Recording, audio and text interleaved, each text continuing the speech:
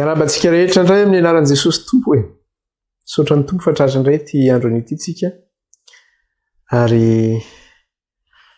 ny andro tsara aloha izay aty mba mipoaka be indray ny andro aty fa ny any aminareo ny aloha tsy fantatro. Dia isaorana ny Tompo ny zavatra rehetra. Izy ny manome ny masoandro, manome ny orana. Misy mantsy rehefa tonga io orana io dia misy olona tezitra hoe mba ratsy izany andro izany sady misy miteniteny foana mihitsy. Nefa ny orana ange mitondra fitahiana ny orana. Ny orana mitondra fitahiana io no manome hamandona ny tany, mampakatra ny vokatra, fitahiana io. Ka na masoandro io na orana io dia fitahiana avy amin'Andriamanitra dia isorana azy ny zavatra rehetra. Lesontsika farany iny resaka tsika mikasika ilay hoe 5:30 andro. Resaka tsika mikasika ilay hoe 304 andro. Hoe mifanaraka zany ireo, zany hoe tanjona iray ihany zany ny tratrarin'ireo zavatra anankiroa resahanareo dia miresaka ny amin'ny farany. Inona moa no tonga antsika niresaka tany amin'ny Daniela? Satria niankina tamin'ilay zavatra ny teneniny tany amin'ny Apokalipsia manao hoe tsy misy fotoana intsony. Ary ilay zavatra hitantsika tao amin'ny Apokalipsia dia zao hoe mifandray mihitsy amin'ilay any amin'ny Daniela satria ilay anjely zany nanana tongotra ankavanana teny amin'ny ranomasina sy tongotra ankavia teny amin'ny tany izay nanangana ny tanany ka nianiana tamin'ilay velona mandrakizay dia hitantsika koa io anjely io any amin'ny Daniela 12.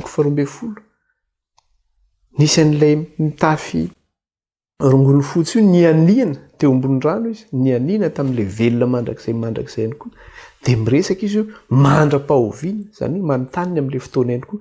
Ka le faminaniana resahana eto zany leo amin'ny Apokalipsia sy le zavatra resahana amin'ny Apokalipsia zany sy le resahana amin'ny Daniela zany dia zavatra iray ihany resahana io. Dia le zavatra resahana eo amin'ilay Daniela 12 miresaka izy mantsy rehefa nametraka le fanontaniana zany ilay pony lanitra anankiroa nanontanina nanao hoe mandra-pahoviana ao izy. Dia namaly izy nanao hoe fetrandro iray, fetrandro roa, atsasaky ny fetrandro. Dia tsy afa-po Daniela tamin'ilay fanontaniana. Dia namaly indray izy. Dia niteny daty anankiray hafa indray izy. Hoe 709 andro. Dia rehefa avy eo izy niteny nefa nanao hoe sambatra ho izy izay tonga any amin'ny 5:30 andro. Zany hoe io zany le manambara ny farany le daty le 709 andro. Dia io nefany io zavatra miresaka ny farany io nefany miresaka any amin'ilay 9 any amin'ny Daniela ihany zany io. Satria ilay zavatra resahany amin'ny 12 io zany zavatra resahany ihany koa ny amin'ny 9 miresaka ny amin'ilay hoe fitoerana masina zany izay hoe nesorina ny fitoerana masina zany hoe mandra-pahoviana ozy izy ny amin'ny fitoerana masina. Ka iresaka keliny amin'iny tsika rehefa io fa alohan'ny zavatra rehetra dia alohantsika hivavaka aloha re. Hivavaka tsika re. Ametraka amin'ny fotoana am-pelotanan'Andriamanitra. Jehovah Andriamanitra iray io raha ny amin'ny alalan'i Jesosy Tompo ianao. Misaotranao sady izay raha afaka napiditra keliny amin'ny fampidirana ny amin'ny lesona amin'ity anio ity.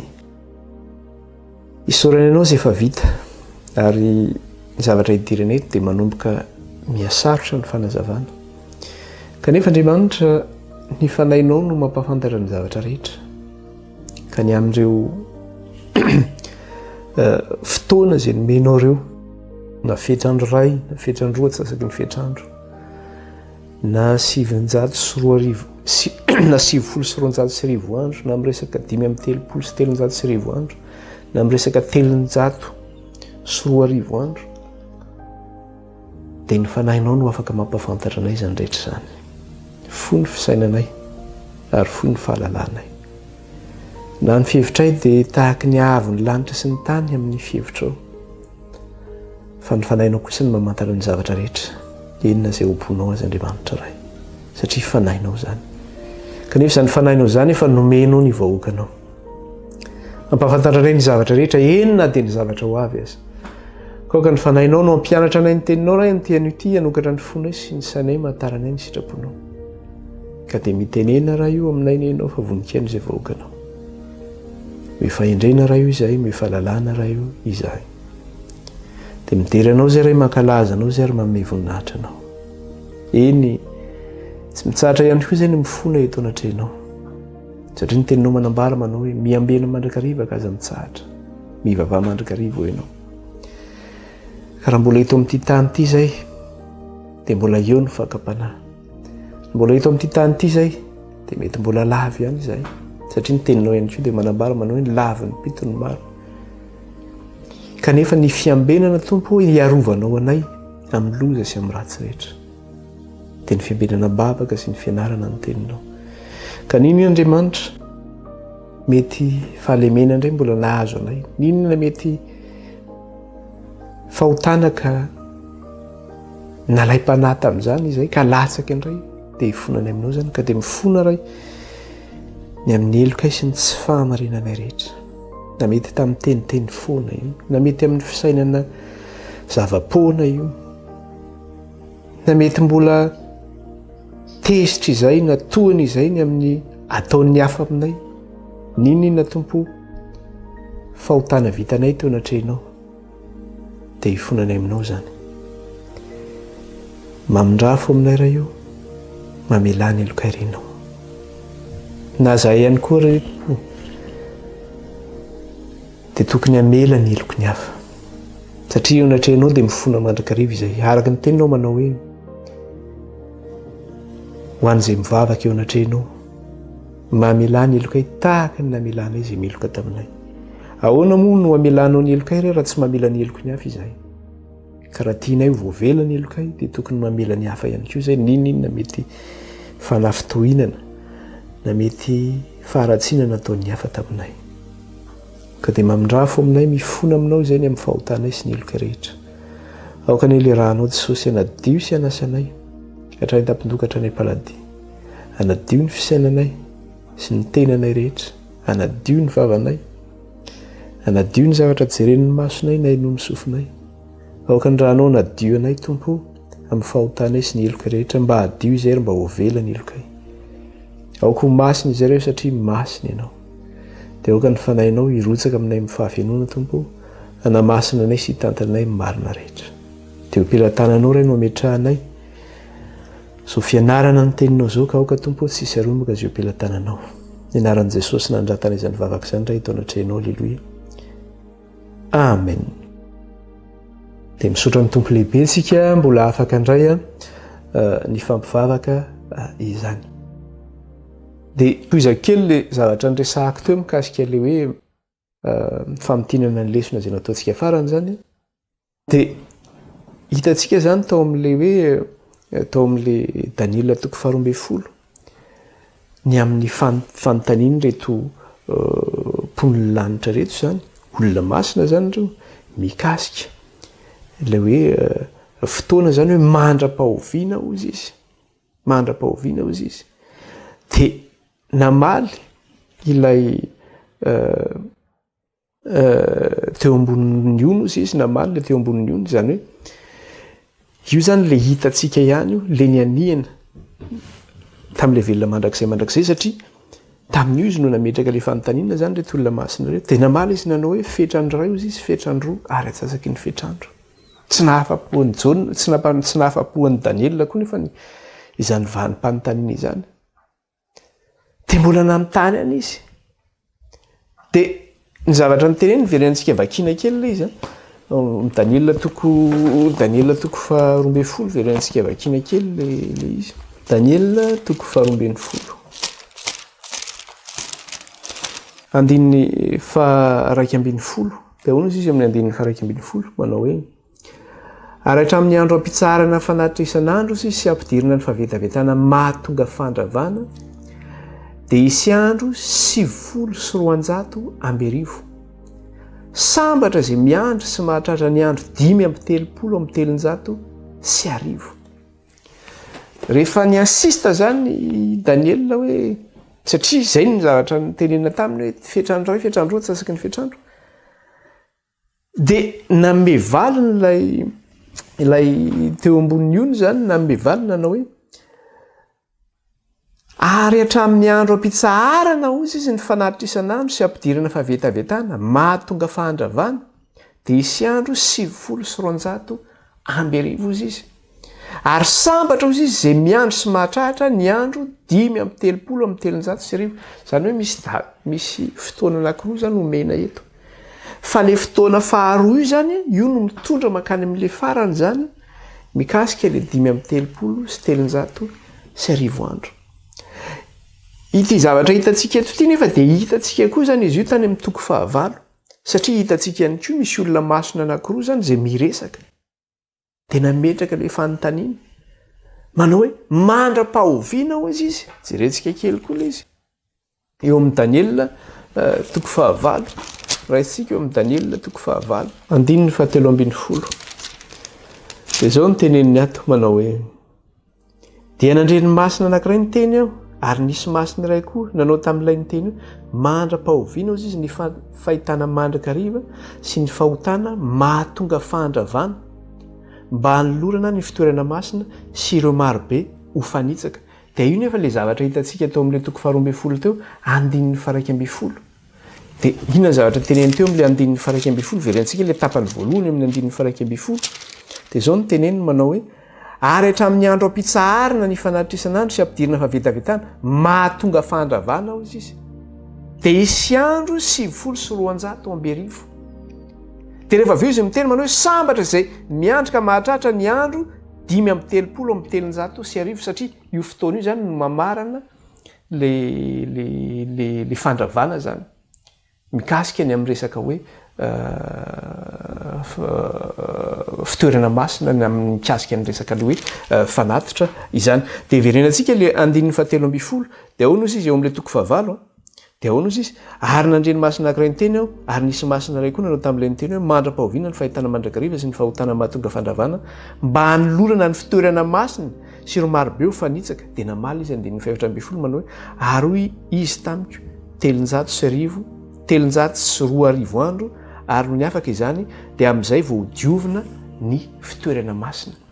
Nomena zany ny fotoana hoe andravana ny fitoerana masina io dia nomena zay fotoana zay hoe ny fetrandro nanomezana n'izay fotoana zay hoe marava ny fitoerana masina dia hoe hatramin'ny viana ary io zany vao hodiovina indray io fitoerana masina io zany dia le fotoana 5:30 andro sy le 320 andro zany mitondra amin'io fotoana io zay anadiovana indray le fitoerana masina zany amerenana lay fanatitra amin'Andriamanitra izany.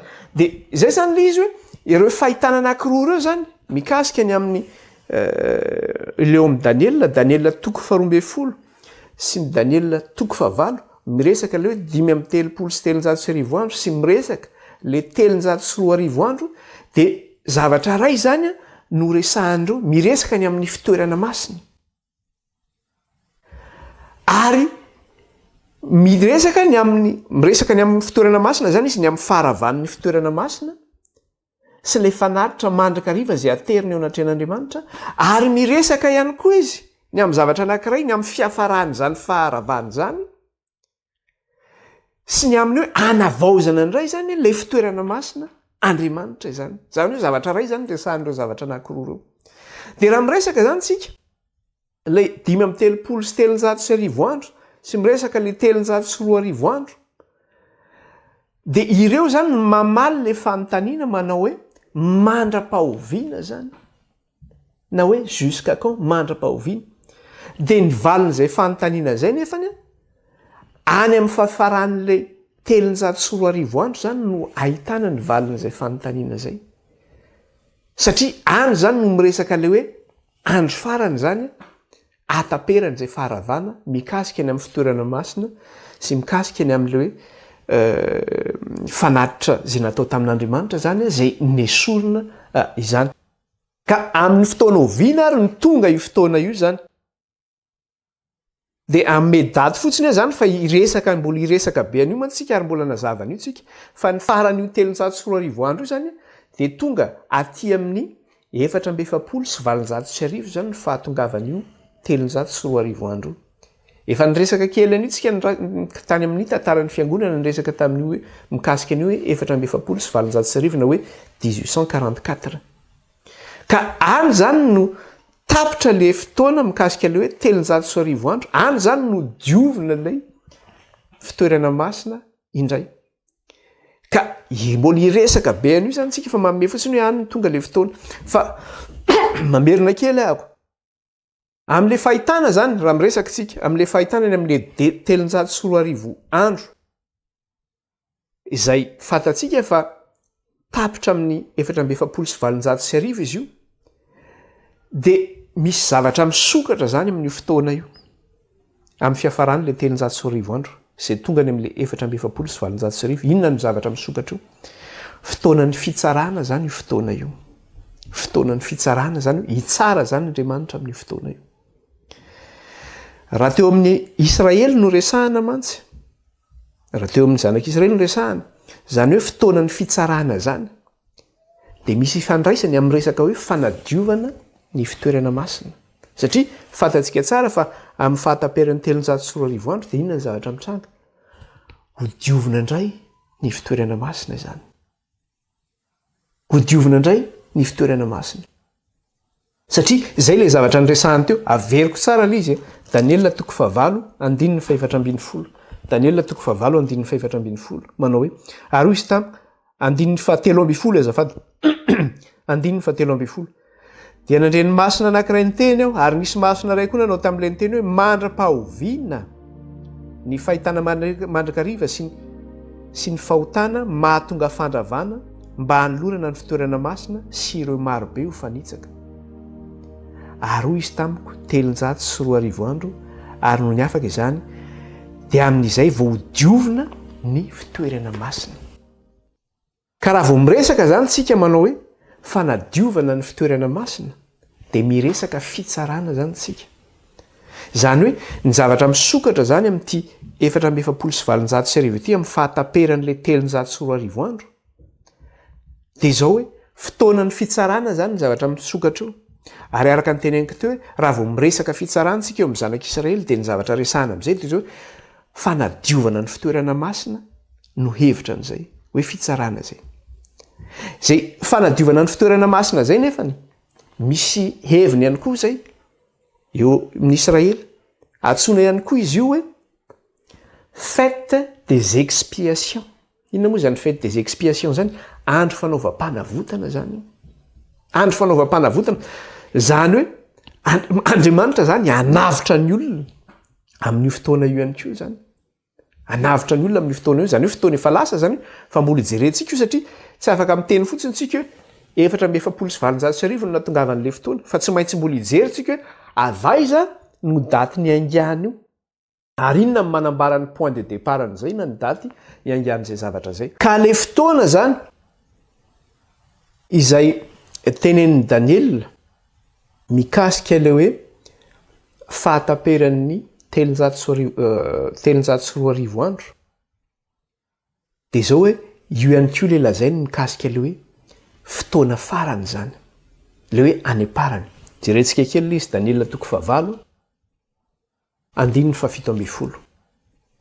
Daniel 9:7 de ny 9:7 de hono izy ary dia nakeo amin'ilay nitsanganako izy ary no tonga izy dia raiky tahotra aho ka nikarapoka ny ioaka nefa ho izy tamiko aoko ho fantatra ao ry zanak'olona fa io fahitana io de milaza ny farany le mikasika le faran'le 340 andro zany milaza ny farany zany io ka rehefa tonga zany io farany io de inona zany ny zavatra mitranga araka ny resahantsika teo misy fotoanan'ny fitsarana zany io zay ho ataon'Andriamanitra misy fotoana fanadiovana ny fitoerana masina zany io zay andro mpanavotana zany io andro io rehefa tonga zany io farany io de teneniny ihany koa izy aty amin'ny Daniel ihany tsika 9:7 Daniel 9:7 mikasika le 340 andro ary dia marina ny amin'ireo andro voalaza ireo inona moa ireo andro voalaza ireo ny amin'le hoe 340 andro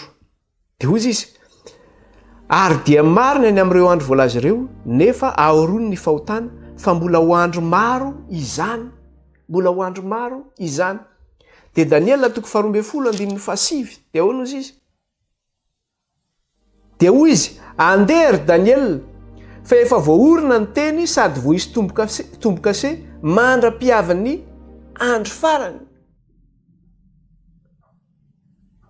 dia hoy izy andery Daniel fa efa voaorina ny teny sady vo izy tomboka se mandra-piaviny andro farany zany hoe ny zava-miafina zany zay ho aseho an'Andriamanitra zany zay ho sokafana amin'Andriamanitra zany ny am'le andro farany io ny am'le 1844 zay resahana zany ny am'le 4,790 dia zava-miafina zany io ka tsy ho sokafana zany io raha tsy tonga io fotoana io zany. Talohan'io fotoana io zany mbola tsy nisokatra mihitsy zany le fahamarinana zay ho ataon'Andriamanitra amin'io satria misy zavatra ho sokafan'Andriamanitra zany io. Fa rehefa tonga zany io fotoana io dia nisy zavatra nosokafan'Andriamanitra io.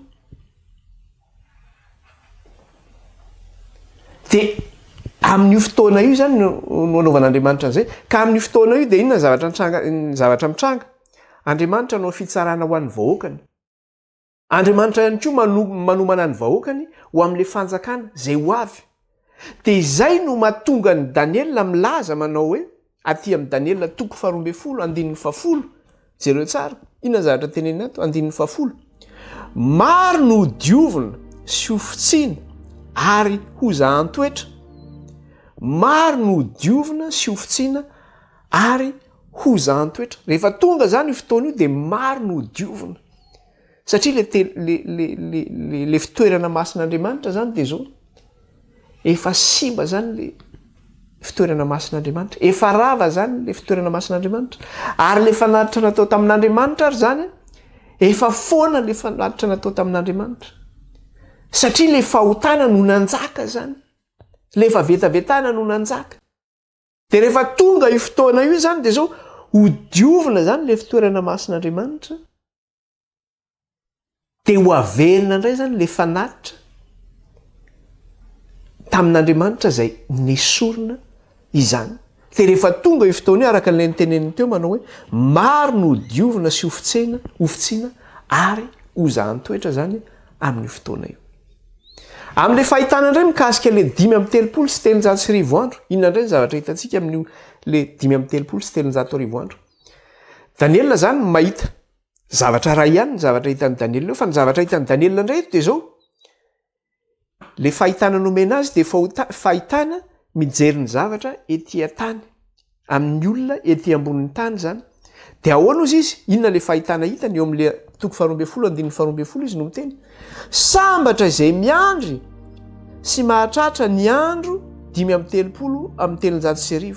Dia eo amin'le tapany voalohany no raisika sambatra izay miandry sy mahatratra ny andro 5:30 amin'ny 300. Zany hoe zay le hoe le zavatra nasehoan'ny Daniela dia zavatra ho an'le naseho anazy hoe zavatra ho an'le olona miandry zany. Manao hoe sambatra izay olona tonga zany amin'io fotoana io. Arak'ilay tenena sambatra izay miandro izy sy mahatratra ny andro.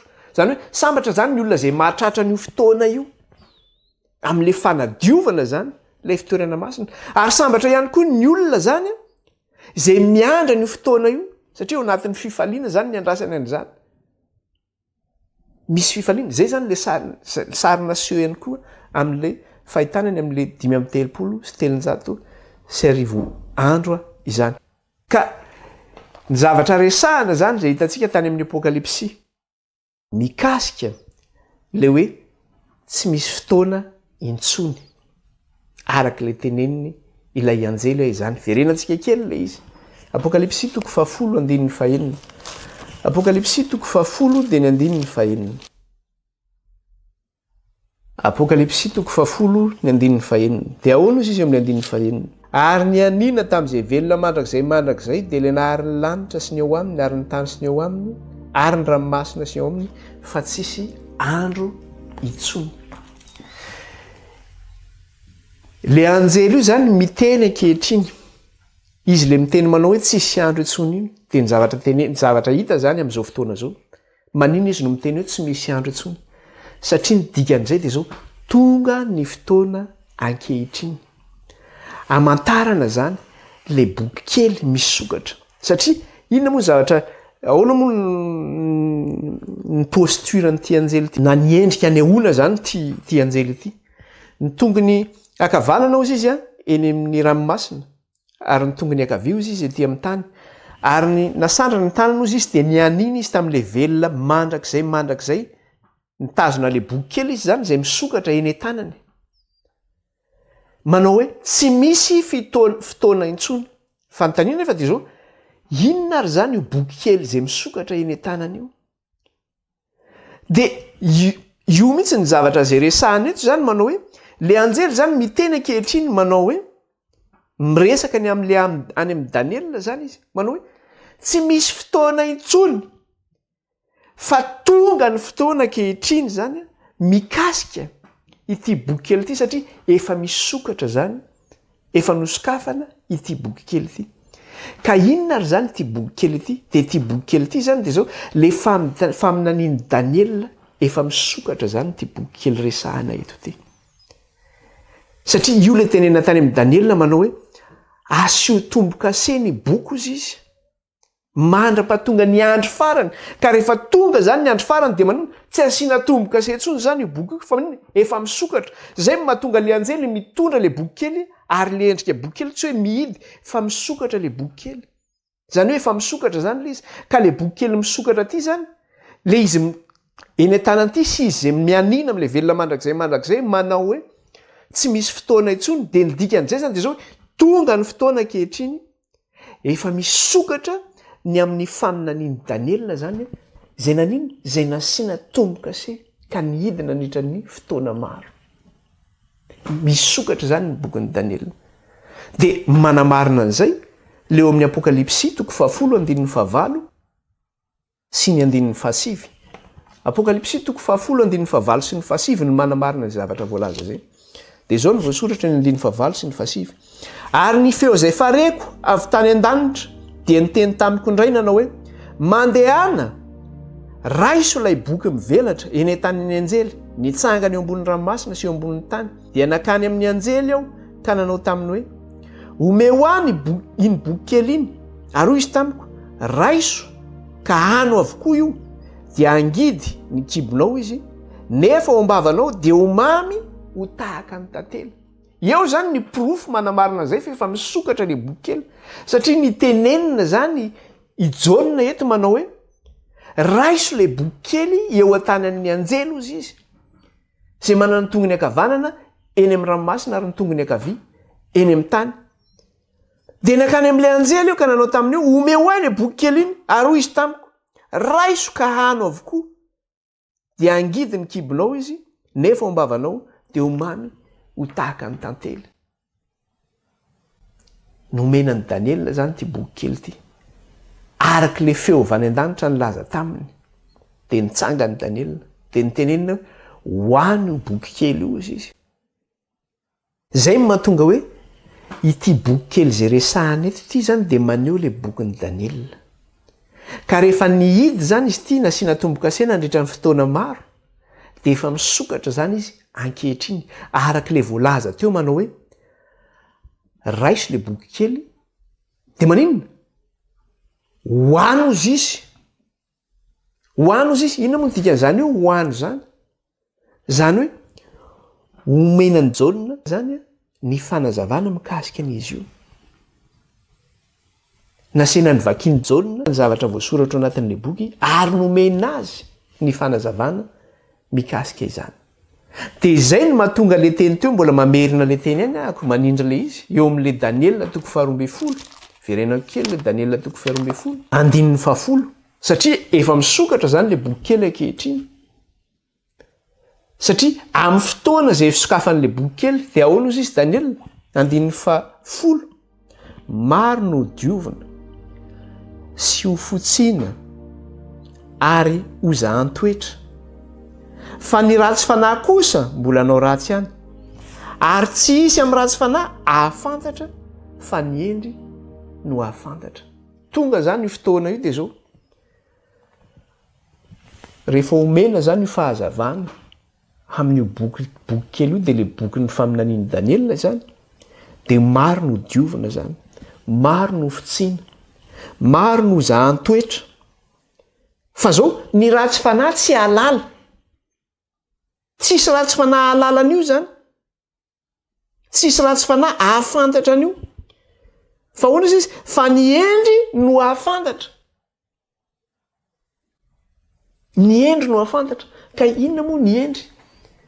Ny endry zany amin'ny soratra masina izy dia miteny hoe inona ny atao hoe sagesse na hoe ny fahendrena. Dia hoe ny fahendrena dia ny fahatahorana ny Jehova. Ka ny ratsy fanahy hoe matahotra ny Jehova. Ny ratsy fanahy zany tsy matahotra an'Andriamanitra zany. Ka raha olona tsy matahotra an'Andriamanitra zany dia tsy hahalalana io. Na manam-pahalalana na manam-pahendrena ary zany izy handinika izy. Fa tsy fantany zany. Fa zay manam-pahendrena ihany no afantatra. Zay matahotra ny Jehova ihany zany no halala no mikasika an'izy io. Dia rehefa nomena ny Daniela izy dia hohany le boky kely ara ozy izy zany. Fa rehefa mihinana an'io ianao ozy izy dia maninona? Apokalipsy 10:10.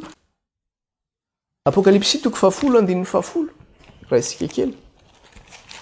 Apokalipsy 10:10 dia ny 9:10. Dia zao no teneniny eo.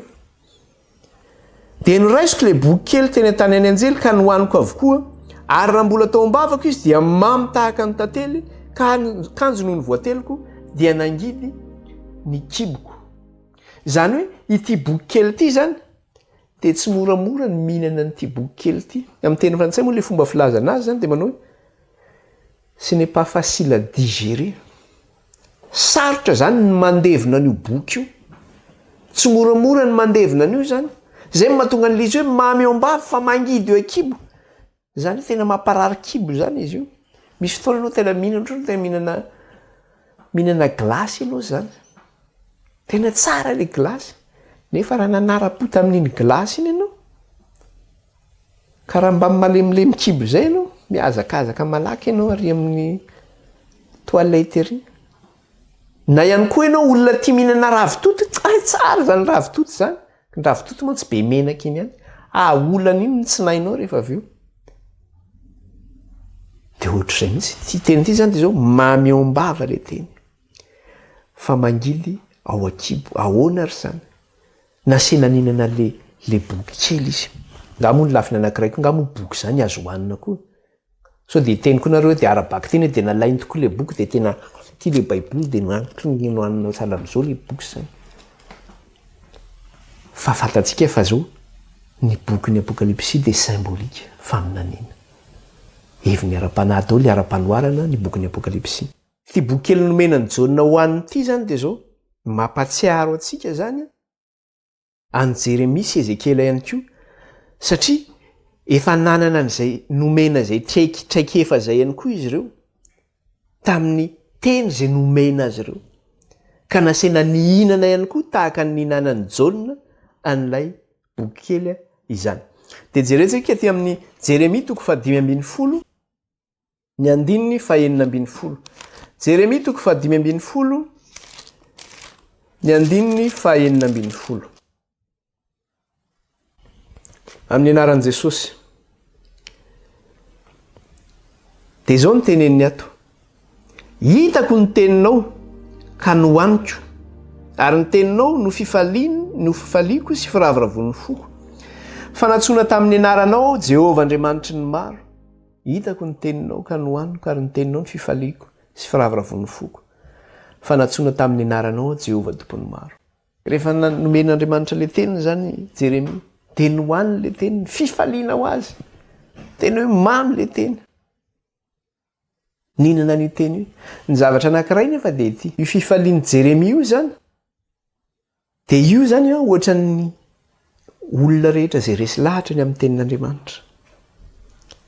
Satria le hoe teny zay hoe hohanina araka le tenentsika teo dia amin'ny teny frantsay misy fanazavana anazy manao hoe lu et compris. Zany hoe novakiana le teny dia nomena ny fanazavana le teny zany. Ka rehefa azonao zany ny fanazavana le teny dia miteraka iny zany zay miteraka fifaliana sy firavoravona ho anao zany zay. Zay mahatonga izy hoe mamy ao am-bava. Tsika zany rehefa mandray le teny dia zao mamy le teny zany. Mamy le teny. Satria ny tenin'Andriamanitra koa dia milaza hoe fa ny tenin'Andriamanitra dia zao hoe aina ho an'izay mahazo azy ary fahasalamana ho an'ny nofo rehetra. Ka rehefa nomena le teny zany Jeremia dia zao naninona izy fifaliana sy firahaviravona tao aminy le nandray le tenin'Andriamanitra. Dia ohatr'izay mihitsy ny olona rehetra izay resy lahatra ny amin'ny fahamarinana. Raha vao resy lahatra voalohany zany ianao, ohatra ny hoe naheno an'izany sabata zany ianao, fampianarany amin'ny sabata, tena faly mihitsy ianao, ve sabata n'izy fa tsy alaly. Dia avy ianao amin'le excitation anao iny zany, amin'inao le mbola mirehidrehitra iny, resahanao daholo babay sy lovohatra rehetra. Tsy mety ange zao ataonareo zao no tokony atao, zao no tokony atao, satria mbola le mirehidrehitra iny. Dia ao koa ny sasany nahazo le fahamarinana, tena teo mpanompon'Andriamanitra misy irao Andriamanitra ho mpanomponao, irao anao an'ity afatra ity. Me voici envoie moi. Hoy Andriamanitra manao, izy ny andeha ho irakay. Dia hoy mamaly eo amin'ny Isaia manao hoe ity aho, irao aho. Dia mba mieritreritra daholo mba ity aho, irao Andriamanitra. Satria mamy ao am-bava, fa le deuxième partie mbola tsy hitantsika. Inona le deuxième partie? Mangidy ao an-kibo. Fa raha fantatrao io manao hoe mangidy ao an-kibo, tsy teny ianao manao hoe ity aho, irao aho. Fa mafy io mangidy ao an-kibo. Satria raha miresaka le mangidy tsika eo an-kibo, fizahan-toetra mamay no resahana amin'izany. Voalohany aloha ianao mandray ny Kristy zany ianao, tena hoe mandray ny Jesosy tompo sy monjy ny fiainanao, dia tonga amin'ile fitenenao hoe s'abandonner à soi-même. Tsy maintsy mahafoy ny tenanao zany ianao, atolotra ho an'ny Kristy. Zany hoe misy zavatra sakrifienao zany eo amin'ny fiainanao. Misy zavatra ataonao sorona be dia be zany eo amin'ny fiainanao. Zavatra fanaonao taloha zany tsy ataonao intsony ankehitriny. Ohatra ny amin'izany, raha ohatra ianao hitsofoka ny amin'ny resaka hoe satria sabata ny resahantsika teo, hitandrina an'izany sabata zany ianao, asain'olona ianao mamonjy mariazy amin'ny andro sabata fianakavianao, dia efa manomboka elo hoe matikena maso. Ahoana ry ny fizavian'ny fianakaviana raha tenen'ny fianakaviana eto? Rehefa misy zavatra mitranga nefa mba tonga ihany ny fianakaviana dia zao hoe asainy zareo dia hoe tsy ho avy. Dia ho tenen'ny olona hoe miavinavina. Dia eo amin'izay le dilemme zany. Manao dia ahoana zany? Zay le fizahan-toetra zay. Ho atolotra ho an'Andriamanitra tanteraka raha ve ny tenanao? Sahanao ary ve zay? Hifidy an'Andriamanitra ianao sa hifidy ny fianakaviana? Fa ny tenin' Jesosy dia miteny manambara manao hoe tsy azo atao hoe mpianatro raha tsy mitondra ny azy fijaliako, hoy Jesosy Kristy. Ka za mitondra ny azy fijalian'i Kristy zany dia mahafoy vady, mahafoy zanaka, mahafoy ray, mahafoy reny, mahafoy fianakaviana zany. Ka raha mbola tsy mahafoy an'izany zany ianao dia manina mbola tsy mitondra ny azy fijalian'i Kristy zany ianao. Fa zay le atao hoe mitondra ny azy fijalian'i Kristy. Mahafoy ny zavatra rehetra noho ny amin'ny Kristy. Eo ny resaka hoe asa. Ny akabeazan'ny asa amin'izao fotoana izao miasa sabotsy daholo. Tonga ianao resy lahatra ny amin'ny fahamarinana. Fa namasina efa mandresy lahatra anao fa tsy tokony asa sabata intsony ianao. Nefa ny mpampiasa anao manizingizana anao tsy maintsy miasa sabata ianao. Dia ahoana? Dia mandeha daholo ny sainao ao, mila l'heure manao calcul. Dia ahoana ny sakafonay? Aiza indray ny atako asa? Nga moramora mahita ty azy ity. Inflation efa misy zao fiakarany vidim-piainana efa miakatra mafy dia mafy zao. Dia ahoana? Anjaranao misafidy. Fa ny zavatra misy dia ity, hoy ny tenin'Andriamanitra, ka tsao ny fanjakako sy ny fahamarinako dia hanampy anao ny zavatra rehetra. Dia hoy ny tenin'Andriamanitra manao hoe jereo ny vorona, raha mba miasa ireny ozy izy, na mijinja ireny. Fa Andriamanitra nefa manome hanina ho an'ireny isan'andro. Fa vao maika ve fa ianareo ry kely finoana ozy izy? Dia ahoana ianao amin'izany? Eto zany le izy, finoana amin'izay zany eto, mino ve ianao sa tsy mino? Mitondra ny azy fijalian'i Kristy ve ianao sa tsy mitondra? Zay le hoe mangidy zany zay zavatra zay. Ho avy koa ny fanenjehana avy eo. Forsen'ny mpampiasa ianao miasa re, za tsy azy. Voaroka amin'ny asa amin'izay ianao, roany ianao zany, satria ianao meko ultimatum ianao izy izy. Meko ultimatum ianao, meko avertissement ianao. Raha tsy miasa ianao amin'ny sabata dia voaroka, amin'ny sabotsy zao dia voaroka ianao. Dia ahoana? Zany nahazo an'i Jeremia zany. Rehefa nandray le teny izy dia mamy le teny. Ahoana izy teo? Eo amin'le toko 5:10 Jeremia. Hitako ny teninao ka nohaniko, ary ny teninao ny fifaliako sy firavoravon'ny foko izy. Fa ahoana? Nangidy amin'izay ilay izy rehefa avy eo satria ny zavatra teny nomen'Andriamanitra azy dia zao. Hoeto amin'ny zanak'Israely io teny io izy. Ny rahan'Andriamanitra Jeremia hitondra le teny eo amin'ny zanak'Israely. Kanefa le teny asian'Andriamanitra hoentiny amin'ny zanak'Israely, teny mafy ho an'ny zanak'Israely. Dia ny zavatra misy tety, ny fahatezeran'ny zanak'Israely rehetra amin'ny alalan'ilay teny, dia tsy amin'Andriamanitra ny fahatezerany fa amin'ny Jeremia. Mpamina ny sandoka ianao izy milaza fa Andriamanitra ny aniraka anao. Tonga ny fanenjehana, ny fampigadrana, ny famonoana, ny kapoka, ny latsa, ny heso, ny fiarama. Zany ny nahazo an'i Jeremia nga moramora zany. Jerentsika nge Jeremia toko 5:10 izy miresaka an'io. Jereo tsara ny zavatra tenenin'i Jeremia amin'ny 10:10. Eo zany le fangidiana eo. Lozako roneny ny niterahanao ahy. Izay lehilahy ilana ady sy fandirana eny amin'ny tany rehetra. Tsy nampanana vola aho ary tsisy nanana vola tamiko, nefa ho zon'ny olona rehetra ihany aho. Zany ny mahazo an'i Jeremia. Lozako roneny ozy izy niterahanao ahy. Izay lehilahy ilana ady sy fifandirana eny amin'ny tany rehetra. Ilana ady foana Jeremia, ifandirana nefa tsy tenin'i Jeremia nge no entiny, fa tenin'Andriamanitra no entiny.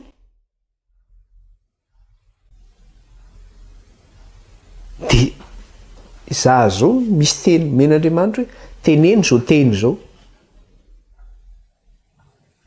Amin'ity fiangonana ity, teneno zao teny zao amin'ity olona ity ihany koa. Tsy teniko fa tenin'Andriamanitra. Nisy bitsika zany meno fanahinao hoe teneno zao teny zao dia andany teneno amin'ity fiangonana ity. Tenanao, dia teny. Fa inona ny tsy nahazo anao? Tenenana zo rehetra zao ianao. Fa ianao zany raha vao mitondra ny tenin'Andriamanitra io, mahazo ny tenin'Andriamanitra io ianao, ka mampiatra ny tenin'Andriamanitra io zany ianao. Dia inona mahazo anao? Tsy maintsy mahazo latsa ianao, iadivan'ny olona ianao. Dia jereo ty boky ny Apokalipsy ity. Fa na amin'ny tokantrano izay mihaino an'izao fampianarana izao raha dia efa misy fandrafiana ao. Satria misy ankilany manaiky, misy ankilany tsy manaiky. Dia lasa mitondra iny fifandirana zay. Satria ilay tenin'Andriamanitra zany ho an'izay mandray azy mamy, fa ho an'izay tsy mandray azy dia lasa mangidy ny teny iny. Satria lasa halan'ny olona ianao no le teny, satria izy tsy mandray le teny. Lasa halan'ny olona ianao amin'ilay izy. Dia toy izantsika ihany izy eo amin'ny Jeremia ihany. Eo amin'ny Jeremia ihany izy miteny an'ilay izy. Eo amin'ny 5:10 koa dia zao mbola zavatra teneniny 5:10. Ianao no malala Jehovah, tsarovy aho ka vangio, ary valio izay manenjika ahy. Aza dia mandefitra aminy ianao, fandreo ho afaka ny aiko. Aoko ho fantatrao fa noho ny aminao no hitondrako latsa. Mitaraina amin'Andriamanitra zany Jeremia, vangio ao Jehovah, valio amin'izay manenjika ahy satria enjehana izy. Aoko ho fantatrao fa noho ny aminao no hitondrako latsa. Mitondra latsa amin'Andriamanitra Jeremia. Matsiaro irery izy. Ny mpanjaka no miady aminy, ny mpanjakan'Israely sy ireo lehibe teo amin'ny Israely, teo amin'ny Joda.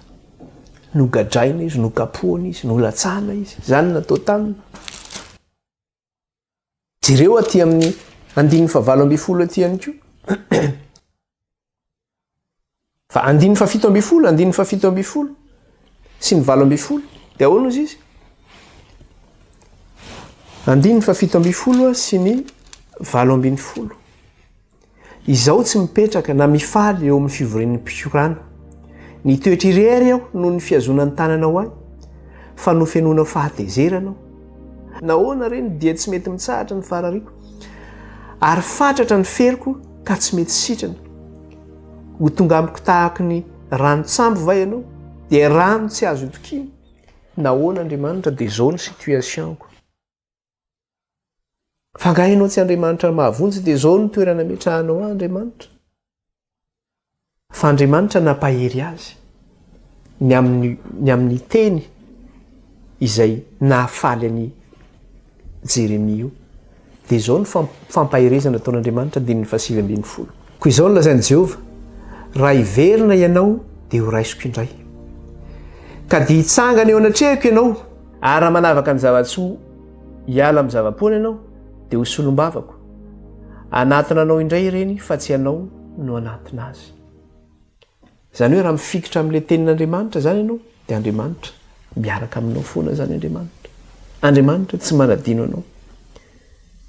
Raha manavaka ny zava-tsoa amin'ny zava-poana ianao dia hitsangana eo anatrehako ianao, dia ho solom-bavako ianao.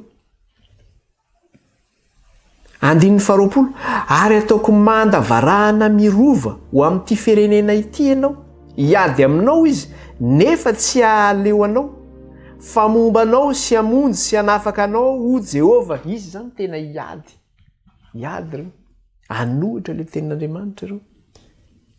Fa ataon'Andriamanitra ho mandavarahana i Jeremia. 20, ary hanafaka anao amin'ny tanan'ny ratsy fanahy sy hanavitra anao amin'ny tanan'ny mpampahora. Fampaherezana ataon'Andriamanitra aminy. Aza matahotra ianao, hanafaka anao. Izy zany tena, le fahavalo zany tena hiady amin'ny fomba rehetra. Dia miteny amintsika ty fampianarana ity, hitondra fanoherana be ty fampianarana ity. Tsy maintsy hitsangana ireo fahavalo hanohatra. Ho atsika izay mandray izao teny izao, mamy eo am-bava ny fandraisantsika n'izao teny izao. Fa rehefa tonga amin'izay ny fanakorana antsika, ny fanenjena antsika, tonga ilay fizahantsoetra mangidy io. Kanefa izay ilay hoe mitondra ny azo fijalian'i Kristy. Ary raha mifikitra amin'ilay tenin'Andriamanitra ianao dia ho ataon'Andriamanitra ho solom-bavana ianao. Raha mifikitra amin'ilay tenin'Andriamanitra ianao dia izy no hiaro anao tahaka ny arovany an'i Jeremia. Hanafaka anao amin'ny tanan'ny ratsy fanahy izy sy hanavatra anao amin'ny tanan'ny mpampahory. Andriamanitra hiaro anao sy tantana anao. Dia ny amin'ny Ezekela ihany koa dia izany koa ny zavatra tamin'ny Ezekela mitovy amin'izay ihany koa ny zavatra teo amin'ny Ezekela ihany koa. Jerentsika Ezekela toko 2:7 eo aorianan'i Jeremia io zany. Ezekela toko 2:7 sy ny 10. Ezekela toko 2:7 sy ny 10. Zao ny vaky ny teny amin'ny anaran'i Jesosy. Ary hitako fa indro nisy tanana naindritra tamiko, ary indro nisy orona taratasy teny aminy. Dia novelariny teo anatrehako izany, ary nisy soratra teo anatiny sy teo ivoany, ary fitomanina sy fidradradradrana sy loza no voasoratra teo. Nisy tanana naindritra teo amin'ny Ezekela. Dia nisy orona taratasy teny aminy. Novelarina teo anatrehan'i Daniel zany, teo anatrehan'i Ezekela zany, dia nisy soratra teo anatiny sy teo ivoany izy. Inona soratra teo anatiny? Fitomanina sy fidradradradrana ny zavatra voasoratra teo. Dia io teny io nefa dia izao nasena noentina teo amin'ny zanak'Israely io. Dia izao no teneny eo amin'ny toko 7:1 sy ny 7. 1:1 sy ny 7. Ary hoy izy tamiko: ry zanak'olona, ano izay hitanao? Mikasika le teny fitomanina sy fidradradradrana zany. Ary hoy izy tamiko: ry zanak'olona, ano izay hitanao? Eny, ano ity orona taratasy ity? Dia mandehana ka mitenena amin'ny taranak'Israely. Dia nosokafako ny vavako, ary nafahany ihany ny orona taratasy izany. Ary hoy izy tamiko: ry zanak'olona, vokiso ny kibonao ary fenohony ity orona taratasy omeko anao ity ny tsinainao. Dia nihinanao ka mamy tao am-bavako toy ny tantely izy.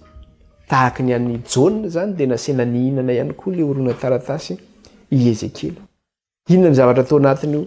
Resaka fitomanina sy fidradradradrana ny teny tao anatin'izy io. Rehefa nasena niran'Andriamanitra i Ezekela hitondrana io amin'ny zanak'Israely, dia efa nampioman'Andriamanitra dia melosahady izy hoe ny zanak'Israely tsy heno anao amin'io izy. Tsy heno anao amin'io izy, fa hiady aminao ny zanak'Israely izy. Fa zao hoeto io taratasy io dia tsy maintsy teneninao ny zanak'Israely. 7 sy ny 7 izy miteny an'izay. Zao ny teneniny eo amin'ny 7 ka hatramin'ny 7. Fa ny taranak'Israely dia tsy mety hiaino anao satria tsy mety mihaino azy. Fa ny taranak'Israely rehetra dia mafiandrina sady madipo. Indro efa no amafiko ny tarehinao hiatrika ny tarehiny sy ny andriny ao anandrina ny andriny. Andininy fasivy, ary ataoko toy ny diamondra ny andrinao, eny mafy noho ny vato lampy azy, ka aza matahotra azy na mivadimpono ny tarehiny, fa taranaka maditra izy. Andriamanitra zany anao manda ho anao. Satria ny andrinao anandrina ny andriny izy ireo. Izy ireo anamafy ny fony. Izy ireo tsy hiaino. Fa hozy Andriamanitra, ataoko toy ny diamondra ny andrinao, eny mafy noho ny vato lampy azy. Ka na miady ary izy dia mety ho gaga mihitsy izy. Tena mafy andrina koa ilay zalahy ty zany. Ka aza matahotra azy na mivadimpono ny tarehiny, fa taranaka maditra izy hozy izy. Zany ange ny zanak'Israely zany.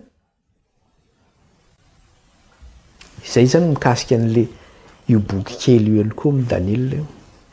Ho lazaina zany izy io mamy ao am-bava, mangidy eo kibo.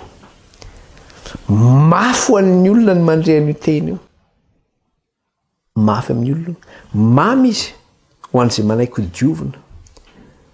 Mamy izy ho an'ny olon-kendry izay matahotra an'Andriamanitra.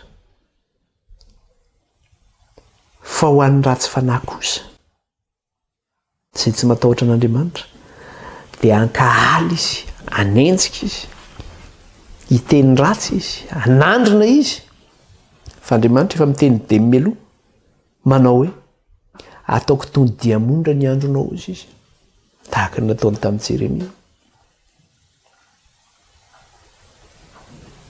Dia fahasambarana zany ho an'izay mandre izao hafatra izao. Fa fangidiana kosa ho an'izay mandany izao hafatra izao. Ary ho anao ihany koa izay mijoro amin'ny fahamarinana mandray n'ity hafatra ity, dia tadidio fa ho alan'ireo izay tsy tia n'ity hafatra ity ihany koa ianao. Anandrana anao ihany koa izy, ankahala anao izy. Izany nefa no anjarany izy, ny anjarany voakan'Andriamanitra izany. Mamy ao am-bava, mangidy ao an-kibo. Andininy fafolo sy ny faraky ambin'ny folo eo amin'ny Ezekela ihany tsika, andininy fafolo sy ny faraky ambin'ny folo. Ary izy tamiko ry zanak'olona, ny teny rehetra izay ho lazaiko aminao dia aoko ho mamy ny fonao, ka enoy amin'ny sofinao. Dia mandehana makany amin'ny babo, dia ireo zanaky ny firenenao ary mitenena aminy hoe izao ny lazain'i Jehovah Tompo, na iaino izy na tsy iaino. Zany hoe Ezekela mpaminany teo amin'ny babo tany Babilôna. Teo amin'ny zanak'Israely izay babo zany izy nampiasain'Andriamanitra. Dia nasain'Andriamanitra nitondra n'io teny io izy ho an'ny vahoakan'Andriamanitra izay tao anatin'ny fahababoana tany Babilôna. Mandehana izy makany amin'ny babo, dia ireo zanaky ny firenenao ary mitenena aminy izao ny lazain'i Jehovah Tompo, na iaino izy na tsy iaino izy. Dia ohatr'izay mihitsy le teny eto amin'ny Jaona ihany koa. Ity teny ity zany raha ny tenenao andana tenenao amin'izay babo. Dia ny fanambaran'i Jesosy Kristy ny boky ny Apokalipsy ihany koa dia zao nomena ny Jaona io, nampitondraina ny Jaona io, mba aseho amin'ny mpanompon'Andriamanitra izay zavatra tsy maintsy ho tonga faingana. Ny rahan'Andriamanitra Jaona, ny rahan'i Jesosy Jaona ny amin'ity fanambarana ity. Hoe tsy maintsy lazainao ty amin'ny vahoakako. Dia nanoratra izany izy. Dia mbola manole asan'ny Jaona zany tsika ankehitriny mitondra izany hafatra izany. Nefa ny fitondrana an'ilay hafatra dia zao mamy ao am-bava, mangidy eo kibo.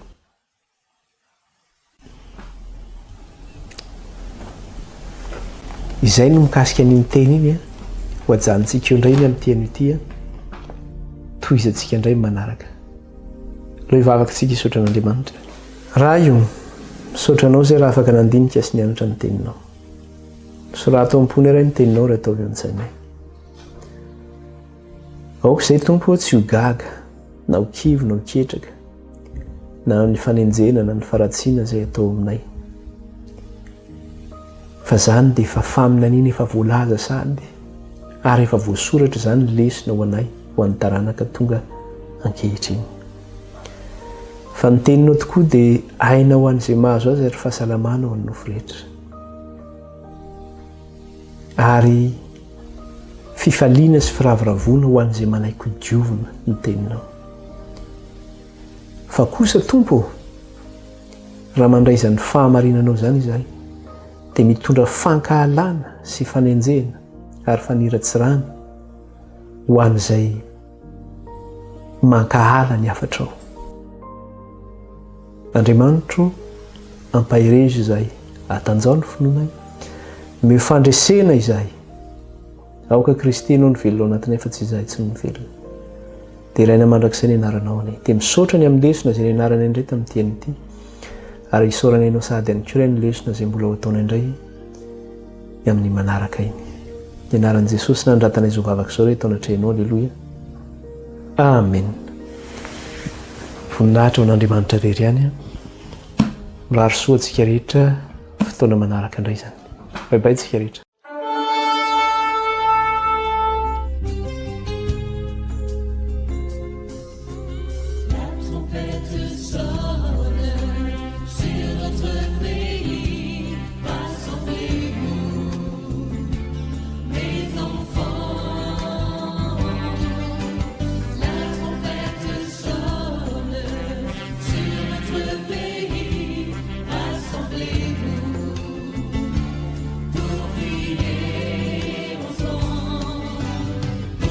She